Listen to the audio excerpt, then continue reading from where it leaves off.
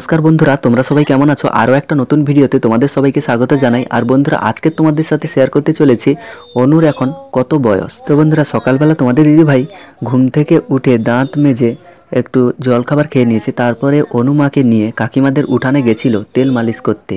আর ঠাকুমা আজকে বাড়িতে নেই, ঠাকুমা কোথায় গেছে সেই জন্য তোমাদের দিদিভাই তেল মালিশ করছিল। আর তেল মালিশ করার পর অনুমাকে এখন বাড়িতে নিয়ে এসেছে, এখন বাজে 10টা মতো। তো এখন তোমাদের দিদিভাই অনুমাকে খাবার খাইয়ে ঘুম করিয়ে দেবে, আর তোমাদের দিদিভাই আনিস শাক কুটে রান্নাবান্না করবে। তো সেই জন্য অনুমাকে এখানে ঘুম করানো হচ্ছে।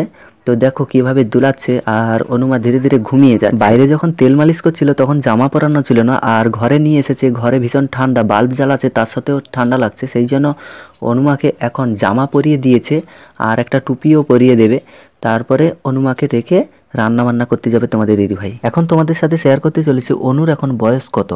তো বন্ধুরা হসপিটালে যখন অনু হয় তখন 2024 ডিসেম্বরের 8 তারিখ ছিল। তো 8 তারিখ থেকে আজকের হলো 2025-এর জানুয়ারির 4 তারিখ। তো সেই হিসাবে 28 দিন মতন হচ্ছে। তো 28 দিনে অনু কতটা স্ট্রং আর চঞ্চল হয়ে গেছে দেখো। আবার মাঝে মধ্যে তোমাদের দিদিভাই বা আমার সাথে হু হা করে কথা বলার চেষ্টা করে।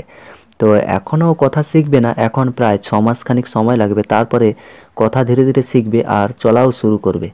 তো তোমরা সব কিছু দেখতে পাবে পরপর করে অনু কখন চলা শিখতে পারে বা কথা বলার চেষ্টা করে। আর শিখা গায়ন সামন্ত দিদি ভাই কমেন্ট করে পাঠালো, হ্যাপি নিউ ইয়ার দাদা ভাই, খুব ভালো থেকো, সুস্থ থেকো, নতুন বছরে তোমাদের পরিবার সবাই ভালো থেকো। হ্যাঁ দিদি ভাই, আমাদের পক্ষ থেকে তোমাকেও অনেক অনেক শুভেচ্ছা এবং তোমার পরিবারকেও নতুন বছরের শুভ কামনা রইল। তার সাথে কমেন্ট করলো natural whisper diaries, happy new year ভাই ও বোন।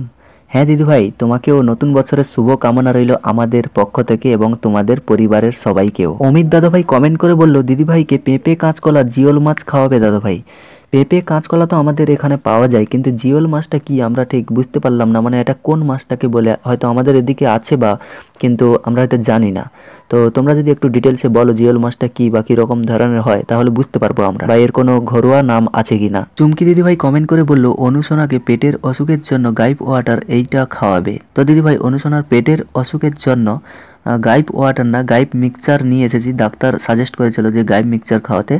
তো গাইপ মিক্সচারটা নিয়ে এসে খাওয়ানোর পর অনু অনেক সুস্থ আছে এবং পেটের সমস্যাটা অনেক দূর হয়েছে। তো দিদিভাই তোমাকে অনেক অনেক ধন্যবাদ এত সুন্দর একটা কমেন্ট করে আমাদের পরামর্শ দেওয়ার জন্য, এবং তার সাথে আমাদের পক্ষ থেকে দিদিভাই তোমাকে নতুন বছরের শুভেচ্ছা জানাই। অ্যাঞ্জেল অনু দিদিভাই কমেন্ট করে বলল, দাদা ভাই আমার মা বলছে দিদিভাইকে এখন ভারী কাজ করতে দেবে না, যদি ভারী কাজ এখন করে তাহলে খুব প্রবলেম হবে, মিনিমাম 3 মাস রেস্ট নিতে হবে দিদিভাইকে। দিদিভাই তোমাকে বলবো, তোমাদের কমলা দিদিভাই এখন কোনো ভারী কাজ করেনি বা করতে দেওয়া হয় না। তার কারণটা হলো আমার বাবাও বলছিল যে এখন ভারী কাজ করাটা উচিত না, তবে 21 দিনের পর থেকে তোমাদের দিদিভাই রান্নাবান্না করতে পারবে, আনিস শাক কাটতে পারবে বা ঘর ঝাড় দিতে পারে। তো এই সমস্ত কাজগুলো করে এখন তোমাদের দিদিভাই। অলরেডি 28 দিন মতন হয়ে গেছে।